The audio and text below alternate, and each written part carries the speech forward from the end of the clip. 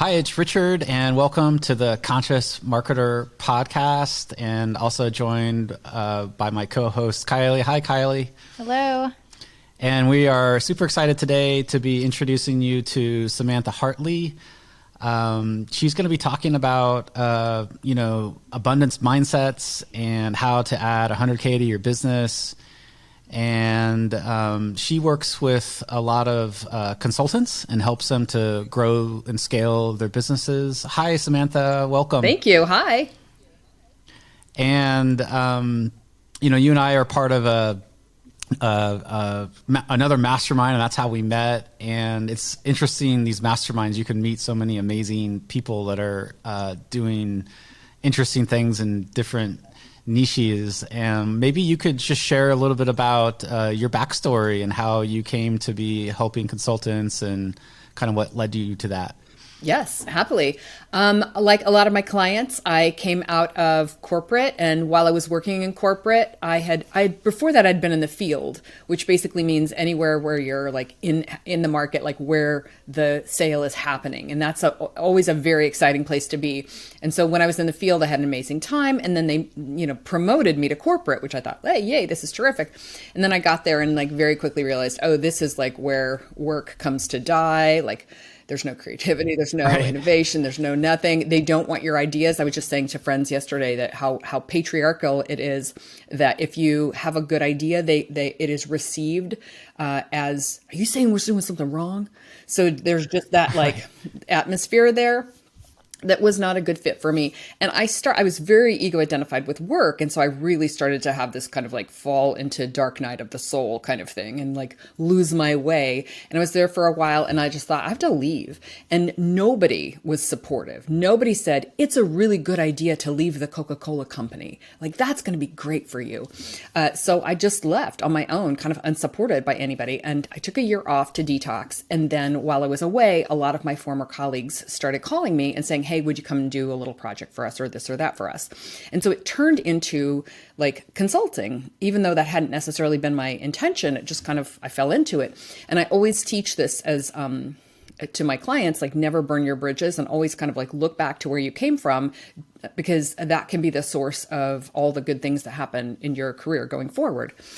So again, I say like many of my clients have also come out of corporate and just really did not like what they were doing there and realized that it was stifling their creativity and it was not great for work-life balance. And it's no place for, especially for women who want to have a children and a life.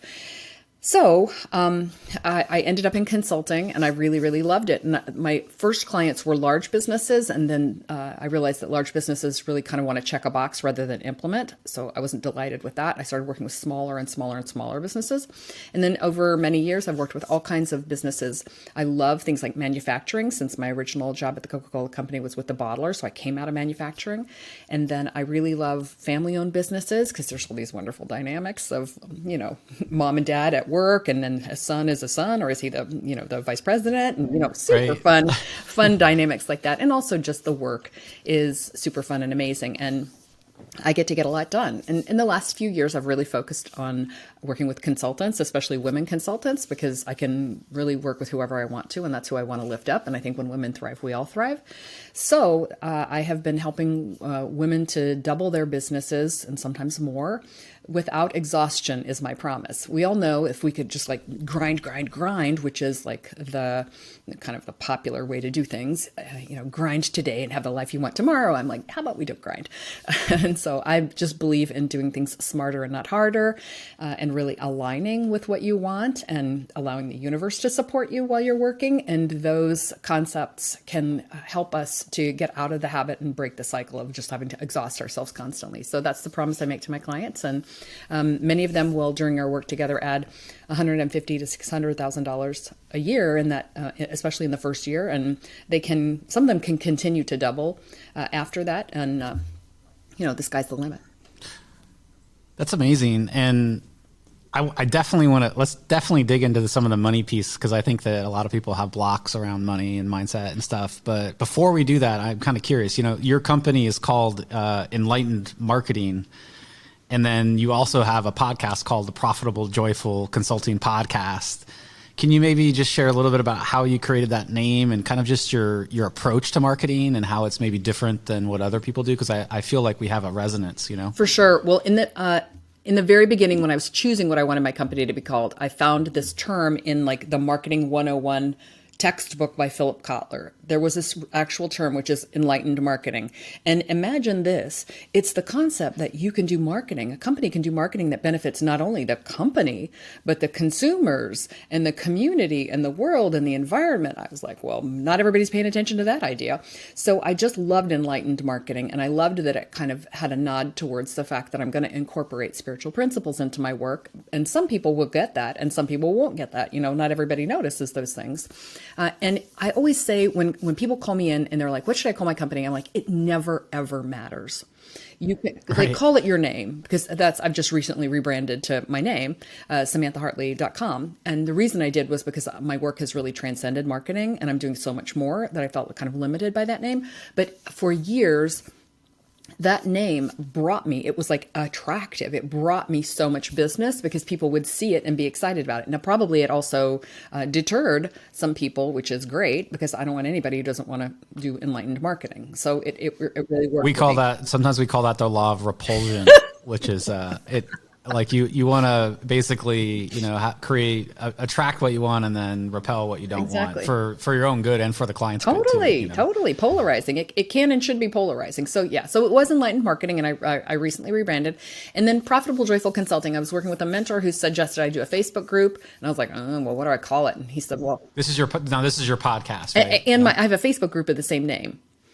So, okay, got so it. I said, what should I call it? And he said, how about Profitable Consulting? And I was like, yes, but no. And then I was like, Profitable Joyful Consulting, because it shouldn't just be profitable. And what I like about the name so much is that everybody knows that in business we should be profitable. You know, whether we are or not is another story, but everybody's like, duh, business should be profitable. But I'm like, and it can be joyful. And I think it should be joyful. I'm like, you know what? If I wanted to not be joyful, I'd go back to my corporate job.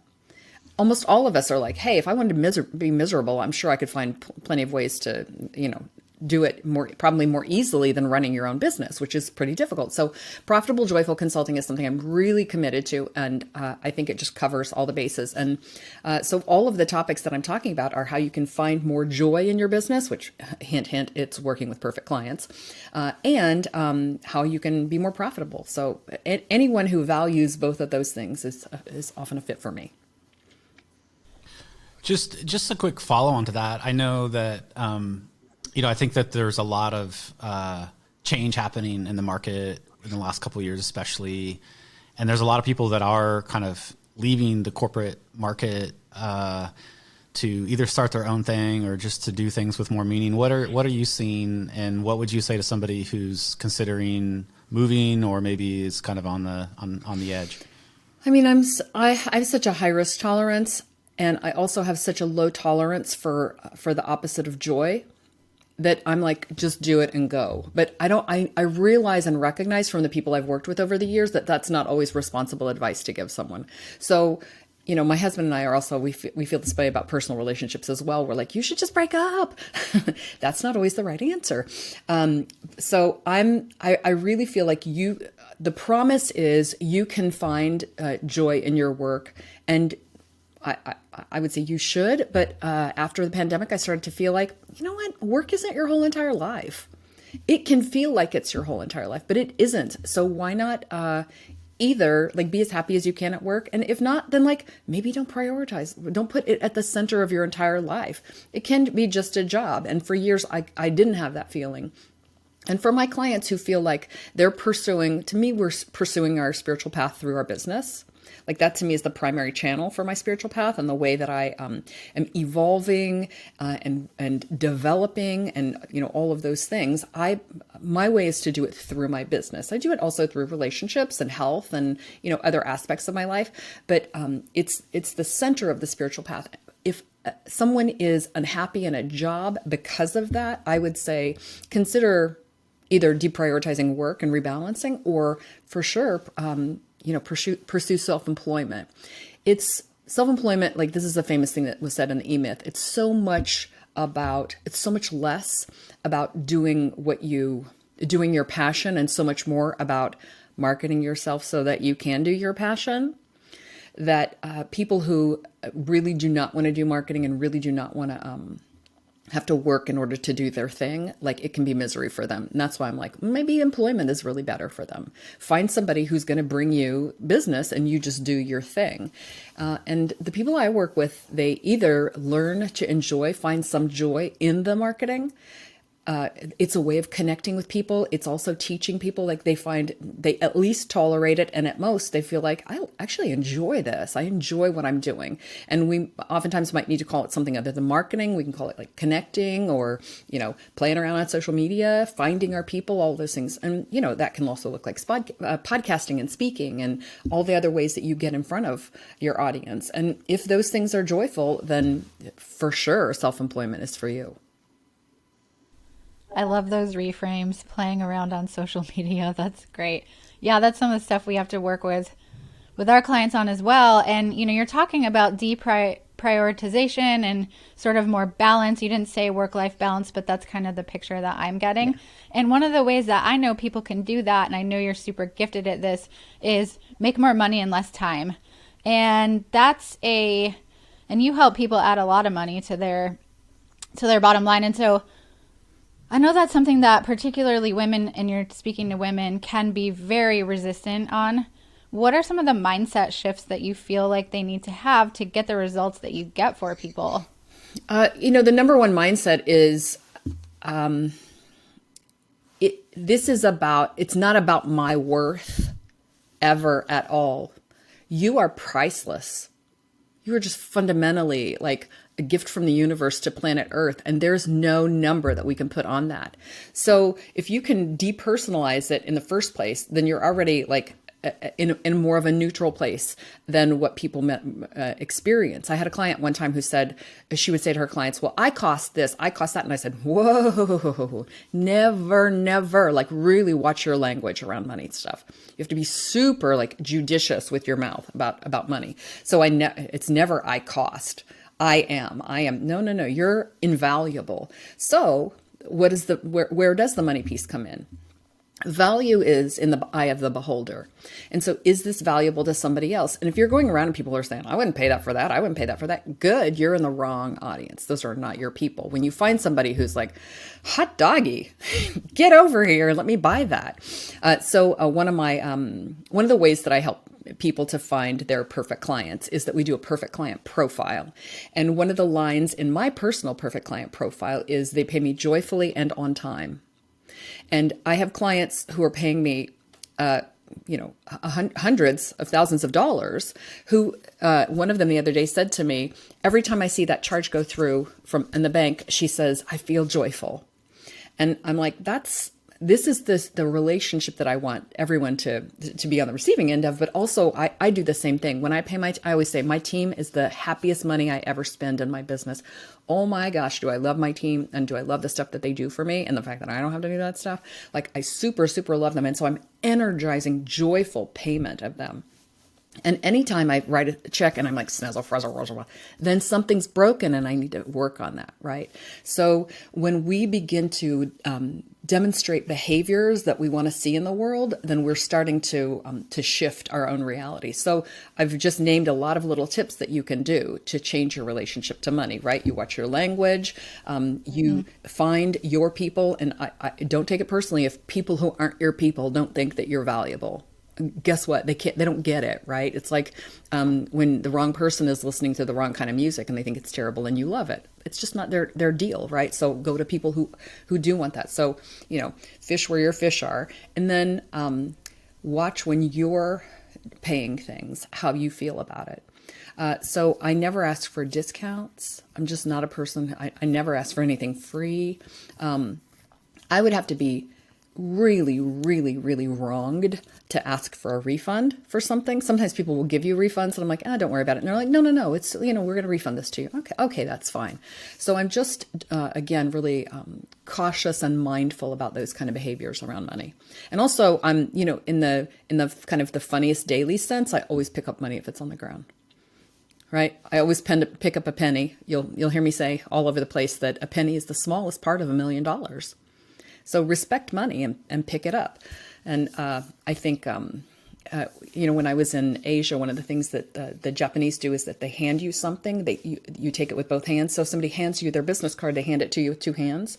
And so I thought that was so beautiful. And so you're supposed to take it with two hands.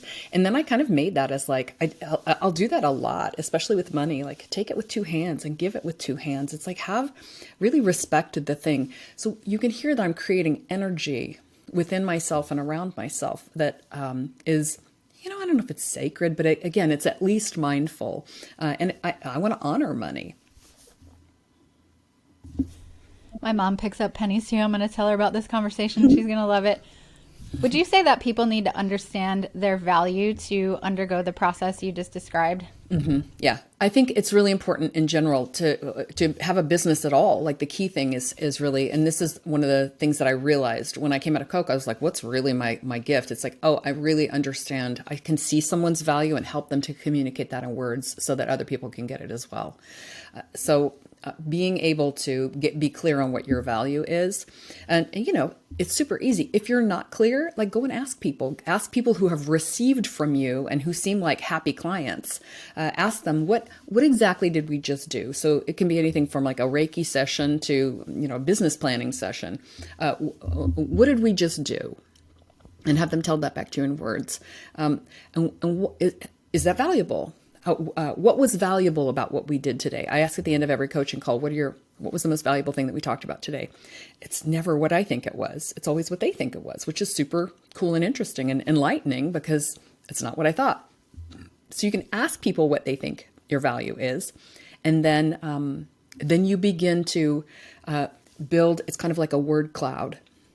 You aggregate over time. This is just market research. It's exactly how market research is done. You ask people like a question, an open-ended question, and then for all the times they say that, you pull out the top 3 of those, and then you go and you do quantitative research on it. Then you ask 1,000 people, of these 3 things, what's the most important and what do you get out of here? So you can just be constantly inquiring from your clients, what was valuable? Why was that valuable? What are you able to do now that you weren't able to do before? And why is that important to you? So there's just a series of those kinds of questions, which just be curious about them. And anytime anybody says, no, that wasn't valuable at all. Okay, cool. Next. So that's an amazing tip, just to end the meeting and say what was the most valuable part of today. And then I guess the follow on to that is you collect all the things that are most valuable, and then that becomes part of your core services and what you bring to the table. It can become your brand promise.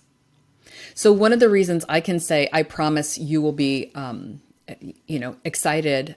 You're going to be motivated to go and implement this. My clients implement. Why? Because I work with them to get them to a place where they're excited to do the thing. And they are able to overcome those little kind of speed bumps that they might experience because they're more excited than the speed bump. But I can promise that you can add $150,000 the first year we work together. Now that has qualifiers. It means that if you are this and this when we start, then you'll be able to do this. So I can't promise that to everybody. But if you align with this client profile, then this is probably what your result is going to be. And again, I can promise what the experience of my coaching program is. I can promise what's going to happen when you listen to my podcast.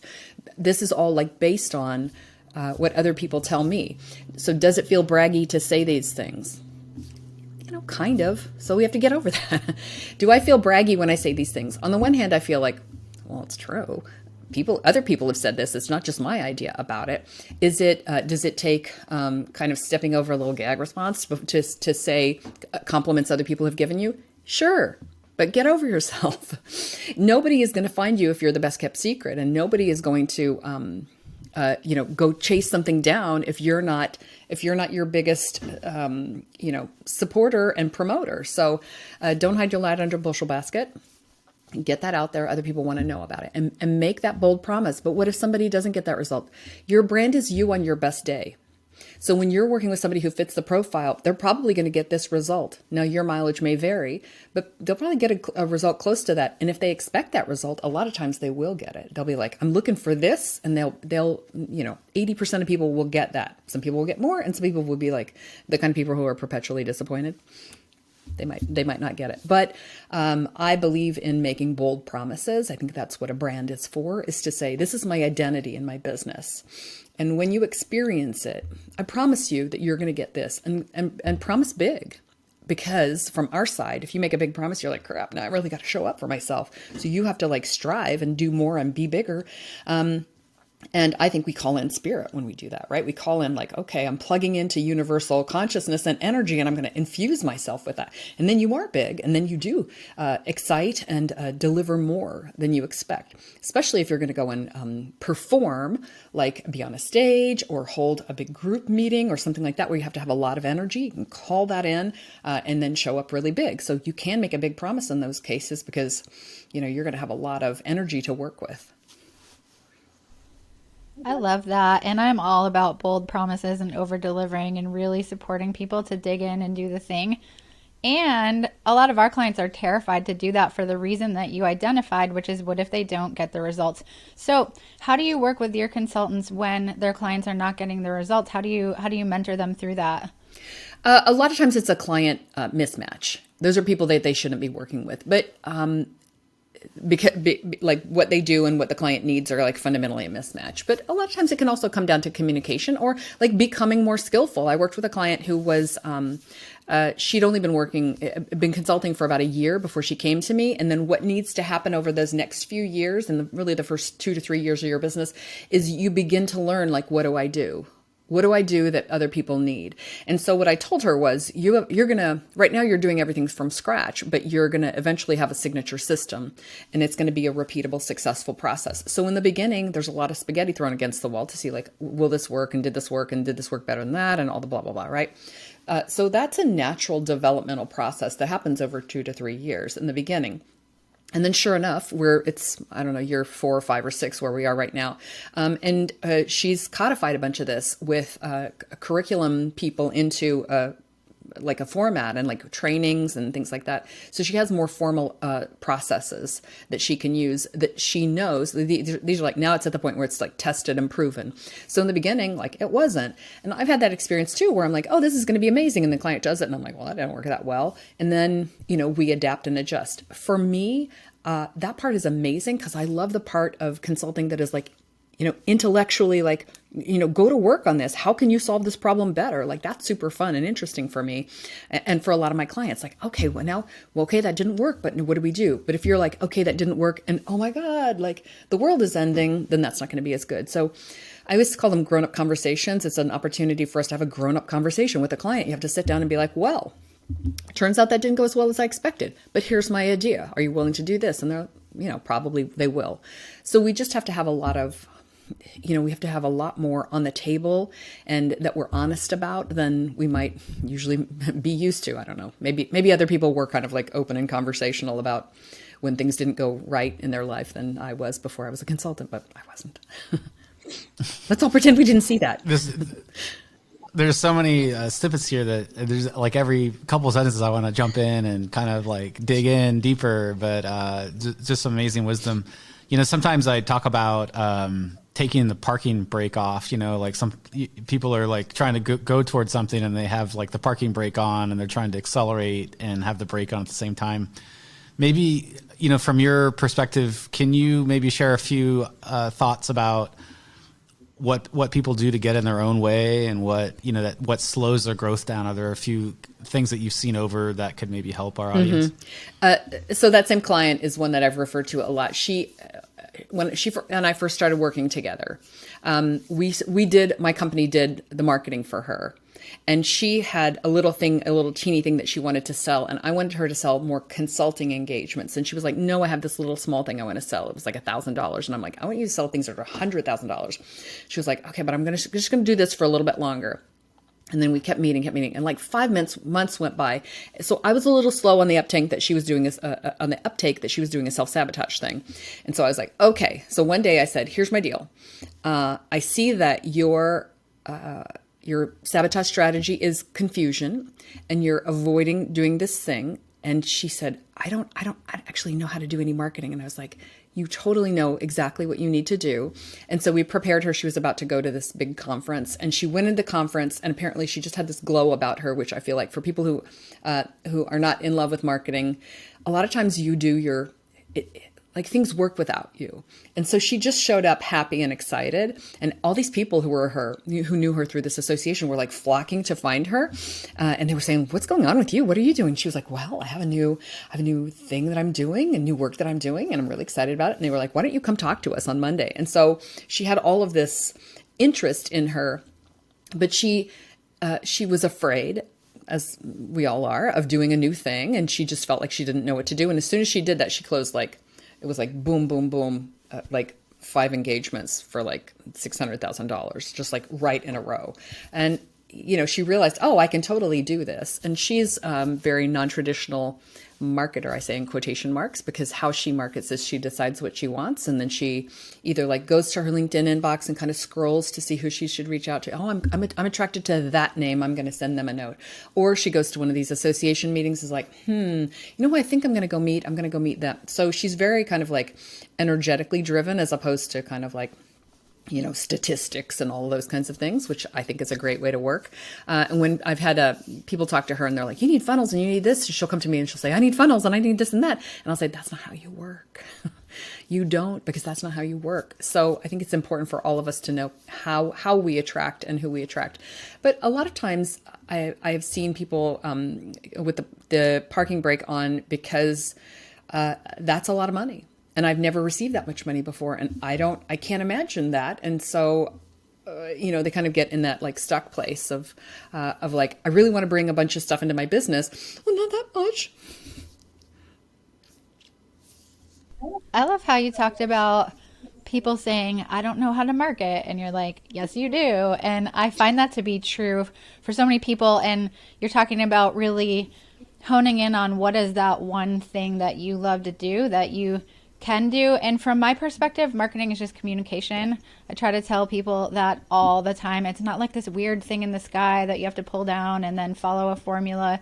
So when I say marketing is a communication, what are your thoughts on that? Yes. And how do you communicate as a person? Like, what do you like to do? So people are like, I'm not really a writer. I'm like, well, don't write. Make videos, for goodness sake. People are like, I'm afraid of video. I'm like, well, work with me and I'll help you do video, because I'm a big believer in video. But if you're afraid of video, like, do writing. And I personally, as a person, I love texting. I just love to text. I text all my friends. And so I do a lot of my marketing and selling through text, whether it's Facebook Messenger or LinkedIn or actual texts or, wherever we are, because that's a form of communication. I love asynchronous communication. It's fun when we're on there together, but I love that I can just send a little message and then time goes by and then somebody gets back to me. That's how I do with all my friends. And so it's really bringing something that's kind of natural to me and bringing it into the way we do. I have Zoom parties with my family and friends and all that kind of stuff. So it's really natural for me to be on a Zoom and talking to you right now. And my own podcast, here I am, I'm on a Zoom. So it's, there are things that you can find, I'm about joy. So find the things that are joyful to you and then say, how can I attract clients to my business in this way that is already joyful for me? That's great. It's kind of funny because I like to buy on chat as well. Like I'm a buyer on chat, and it's super funny because a couple of years ago I bought a VW bus on chat through Brazil and I had it shipped to the United States, and then earlier this year, or I guess it was late last year, I bought a Bernese Mountain Dog on chat. Through breeders, through Facebook. So, and I think a lot of people will actually buy through chat too. So I think it's really interesting that you mentioned that. Yeah. I kind of wanted to get into, on the last part of our call here, I kind of wanted to get into this idea of how to add 100K or how to kind of upsell. And I'm kind of curious what your thoughts on are if somebody is wanting to, add 6 figures to their bottom line, like what kind of advice would you give that person? So usually one of the things I'll look at is that if someone has already cracked 100K, then this is much simpler. So there's a huge psychological barrier of like getting past 100K. So if you are past that, yay, congratulations, because it's the first hurdle. And if you're not, then like focus on that, like getting to 100K, which you can do almost any way. And a lot of what I'm about to say will still apply to you. So if someone is like at 120, 125, I will usually say to them, or 150, like anywhere in there, I'll usually say to them, if they say to me, I want to add 100K to my business next year, Cool. So here's my first question. Can you add that with a single client? So some people are going to say, oh my gosh, I can actually. So what I like to look at is you probably already know your next 5 clients. They're already in your energy field, right? And probably 10, but definitely your next 5 are already in your field.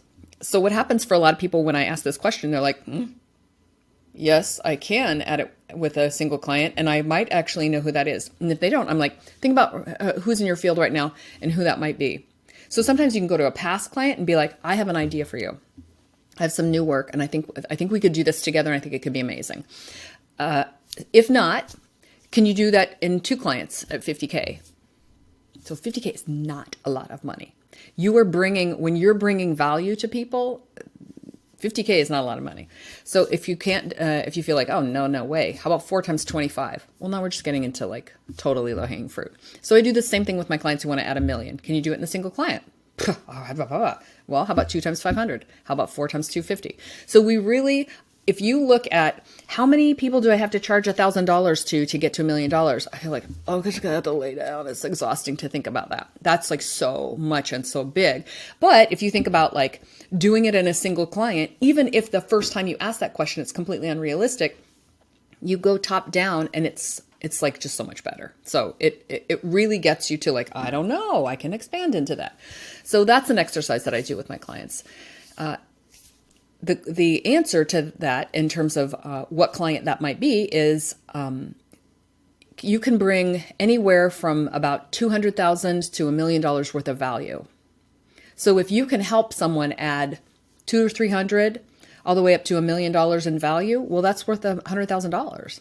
So if you can do that. Yeah, I love that. Well, it makes the selling easy too, because if you know that your promise is you can double or triple their investment at the minimum, then you feel really comfortable like approaching them and saying, hey, I've got this thing I can do for you. And then any reasonable business person, if you can bring that value to them, they're like, yeah, like let's go. Like, yeah, you know? yeah.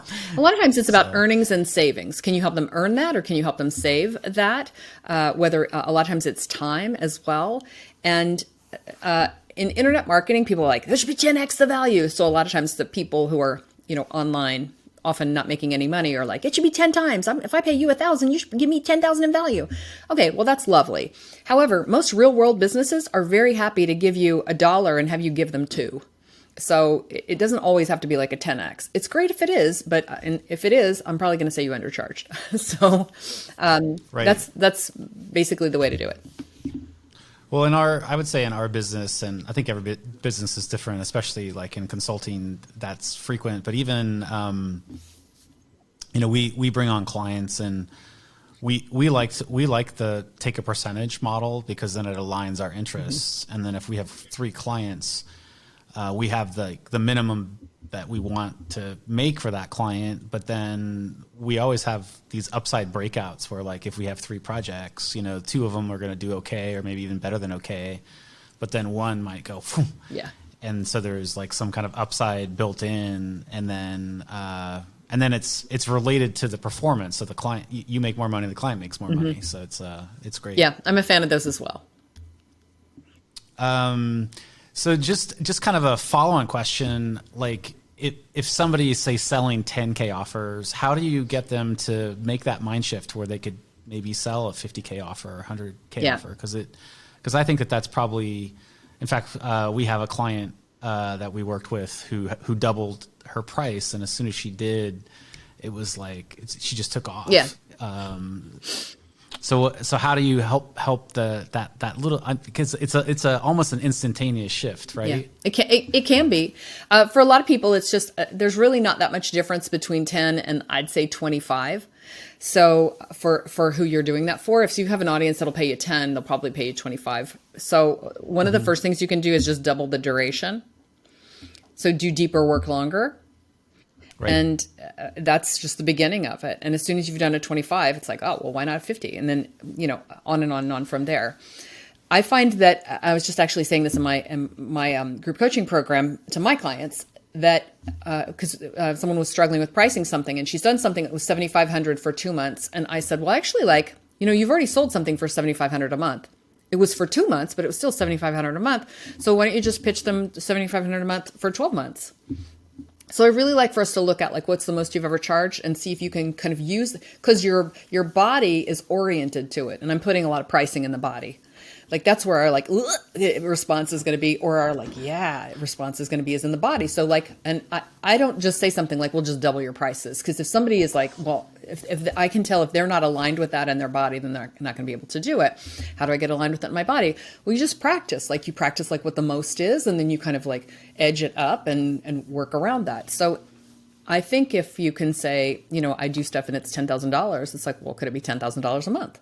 Just try it out. It could be $10,000 for 2 months. And that is going to help you to expand into newer and newer numbers. I love that. Just extended duration. It's such a simple answer, Right. and it's so reasonable. And I also love the somatics, because you can feel people collapse inward. You can feel it on like webinars and sales calls when people collapse inward, and you can and then you can feel the opposite actually when you can see somebody who's like so aligned with the value they can create. It's like magnetic. It just draws people in. So Yeah, and that'll help you sell in a price. So I always say I don't want people to acquiesce too quickly to the price. There should be a little moment where they're like, oh, okay, well all right, well that's a lot more than we expected, but you know, I think we need to do it. Like that whole kind of like coming to peace, coming to terms with the number. I've seen that happen like so many times when I was presenting something like, oh, okay. But then they get used to it and they say yes. I feel like if they're like, so I had a client who came to me and I've been trying to get him to raise his prices, and he did a little assessment project for his for one of his clients, and they said, we get all this for $15,000, and he went, ah. And I said, I told you. And he said, I knew it. You were right. I could have said 30. That wouldn't have blinked. I was like, I know. So, you know, anyway, that was him viscerally, again, somatically learning, like, I should not have charged only that. And next time it'll be different. So, you know, I'm always like, don't beat yourself up about a thing that was like, great. There's your expansion experience. Yeah, I love that. I've been on both sides of that before, where I'm either offering something and it's taken immediately and they're like, really? or the opposite side, where you're waiting for the price and then somebody gives it to you and goes, wow, I was expecting it to be double or triple. You don't say that, right. but you just you go, well, you've provided so much amazing value and some breakout strategies for mindsets and you know, revenue and value creation, and it's really just amazing the work that you're doing helping people create abundance.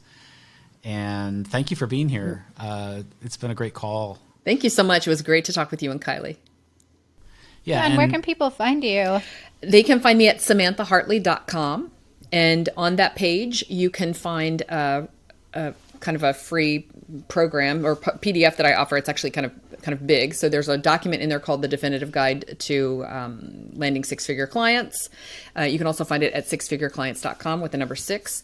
And it has some videos in there. It has kind of my whole philosophy of this, and then a couple of video trainings where there's actually an exercise you can work through creating your own 100K offer, or whatever your equivalent of that is. If it's $1 million offer, or if it's a 25K offer, like whatever is in your comfort zone. It's kind of like a visualization exercise to take you through what your own offer would be. So it's in there.